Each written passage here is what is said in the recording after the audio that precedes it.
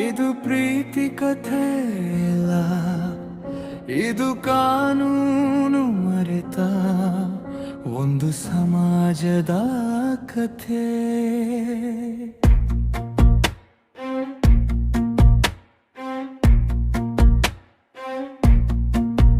ಗಂಡ ಹೆಂಡೆ ಕೈ ಮಾಡುವೆ, ಮೂರನೇ ಕೈ ಬಂದರೆ ಅಲ್ಲಿ ಪ್ರೀತಿ ಮುರಿಯುತ್ತೆ. ಕಾನೂನು ಮಾತಾಡುತ್ತೆ, ಮಾತು ಹೇಳೋದು ಸಲಹೆ ಅಲ್ಲ. ಆಜ್ಞೆಯಾದರೆ ಅಪರಾಧ, ಸಂಬಂಧಗಳ ಹಾಳು ಮಾಡಿದರೆ ಅದು ಕಾನೂನು ತಪ್ಪು, ಶಿಕ್ಷೆ ಸತ್ಯ. ಮದುವೆ ಎಂಬರ ಒಪ್ಪಂದ ಮೂರನೇ ವರ ಅಧಿಕಾರ ಅಲ್ಲ. ಮಾವಂದಿರೋ ಮನೆಯವರೋ ತೀರ್ಮಾನಗಾರರು ಅಲ್ಲ.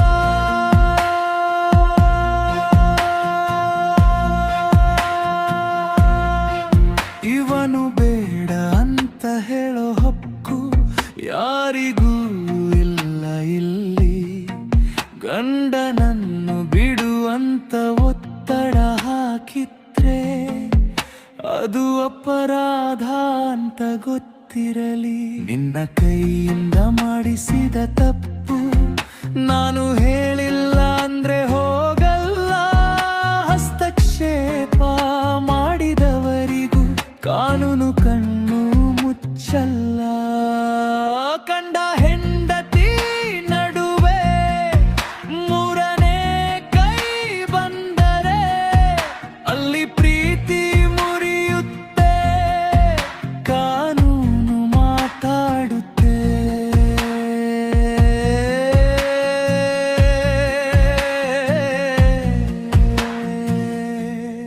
ಒಬ್ಬನ ಮನಸ್ಸು ಒಡೆಯೋಕೆ ಒಂದು ಸಲಹೆ ಸಾಕು.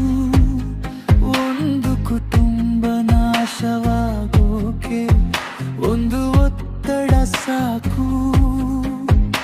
ಇದು ಖಾಸಗಿ ಜಗಳ ಅಲ್ಲ, ಇದು ಮಾನಸಿಕ ಹಿಂಸೆ. ಕಾನೂನು ಹೇಳುತ್ತೆ ಸ್ಪಷ್ಟವಾಗಿ, ಇದಕ್ಕೂ ಇದೆ ಶಿಕ್ಷೆ. ಹೆಣ್ಣು ಸ್ವತಂತ್ರ ಎಂದರೆ ಕೈಗೊಂಬೆ ಆಗೋದು ಅಲ್ಲ. ಇತರರ ಮಾತಿಗೆ ಬದುಕು ಒಪ್ಪಿಸೋದು ಸ್ವಾತಂತ್ರ್ಯ ಅಲ್ಲ.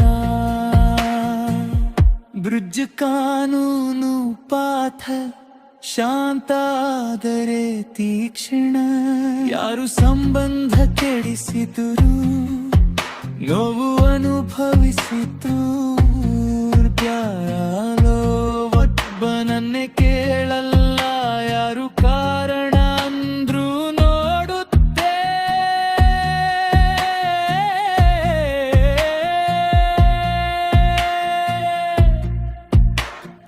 ಮೂರನೇ ವ್ಯಕ್ತಿಯ ಒತ್ತಡ ಸಾಬೀತಾದ ದಿನ ನಾನು ಕೇವಲ ಹೇಳಿದರೆನ್ನೋದು ರಕ್ಷಣೆಯಾಗಲ್ಲ.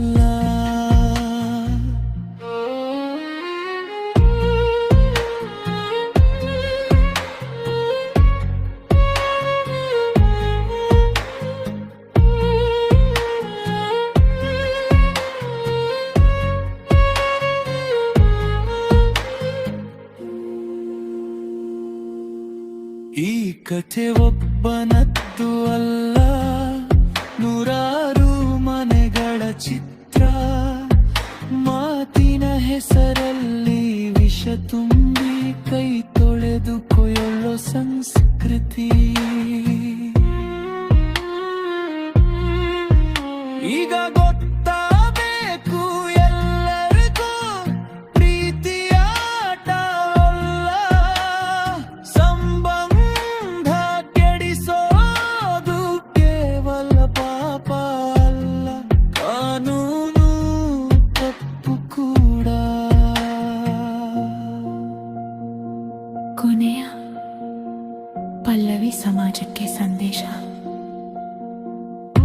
ಗಂಡ ಹೆಂಡತಿ ಸಂಬಂಧ ಪವಿತ್ರ ಅಂದ್ರೆ ಅದರೊಳಗೆ ಮೂರನೇ ಕೈ ಬೇಡ. ಸಲಹೆಗೂ ಹಸ್ತಕ್ಷೇಪಕ್ಕೂ ವ್ಯತ್ಯಾಸ ಇದೆ. ಆ ಗಡಿ ದಾಟಿದರೆ ಶಿಕ್ಷೆ ಖಂಡಿತ ಇದೆ. ಸಂಬಂಧಗಳನ್ನು